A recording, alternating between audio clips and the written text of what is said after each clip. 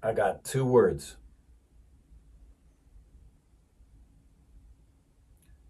Kristen Milioti.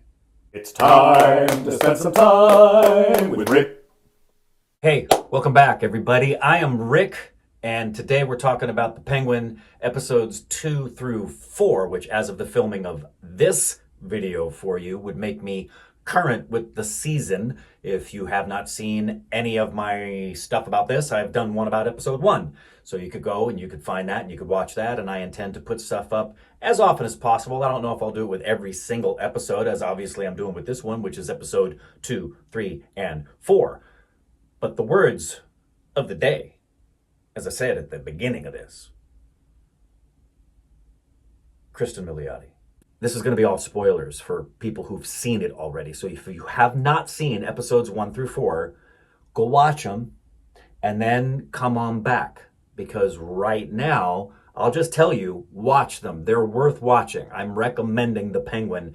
If you saw my reaction to episode 1, I was really, really surprised at how good the storytelling was. I was expecting Colin Farrell to be great, but now we're going to talk about, obviously, Colin Farrell continues to be great, but we're going to talk about particularly this lady.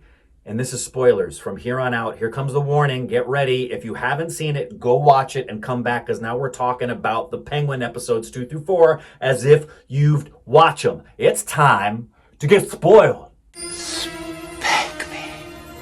Episode 2 visual effects on that flood, the explosions and the flooding and the decimation of Victor's parents, was not only great for the story, but I thought the visual effects were great. And I love that this show continues to stay grounded, continues to stay about storytelling, doesn't fall into all the traps of superhero movies in any way, shape, or form. I've read all your comments about this, and those of you who've been watching it are also really excited. But the story, particularly for episodes 2, 3, and 4, accentuating 3 and 4 and hyper accentuating 4, because episode 4 is all about Sophia.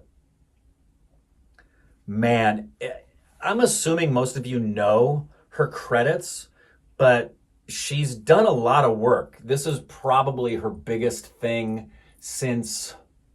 Oh, and there's a lot of work that she's done that I haven't seen, but I would say, like, she was on Fargo quite a bit, and she did 3 episodes of The Sopranos. I think you might remember that character. She was an important character. She was in The Wolf of Wall Street. She was in a couple of episodes of The Mindy Project. But this is by far the best, meatiest role I've ever seen her undertake. And man, is she good. She's now as much a reason for me to watch the show as Colin Farrell. I am fully invested in her and what she's doing. I thought the entire sequence at Arkham was really well done. That could have gone sideways and been cliche and stupid in so many ways, but the people that they cast to be the patients in there, particularly the 2 other ladies, especially the one that attacks Sophia, I thought that was all written really well. I thought the doctors were written well. It wasn't anything cliche. It felt like Arkham and Gotham. I really thought it did a good job of continuing the story and showing us what she's gone through and consolidating the amount of time she was in there, and the entire story about her mom's death and the way that her dad framed her for it, and the way that she starts to peel the walls in the cell that become the bedroom where she sees her mom. I thought all of that was just excellent, excellent storytelling. The star of the episodes at this point, it's like Colin, who's exec producing the show, just said, I'm going to step aside here. I'm going to step aside and I'm just going to let you shine for a little bit and let you tell the story. And it's wonderful. I'm now at a place where I'm anticipating the drop of each episode. And it's funny because I love when everything drops sometimes and you can binge watch it, but I also am a big fan of having a show that you love and you have to wait for the next episode to drop and then everybody can talk about the next episode. That's what I'm intending to do. Sometimes schedule doesn't let me do that. Sometimes schedule isn't going to let me do each episode. Hence, this is 2, 3, and 4 at once, but I was also binge watching it. I hope to get to them immediately so we can talk about them immediately. Tell me what you thought. I'm excited about this series. It's way better than I was expecting. I didn't even know if I was going to get to the series, and now I'm hooked. I'm loving this show.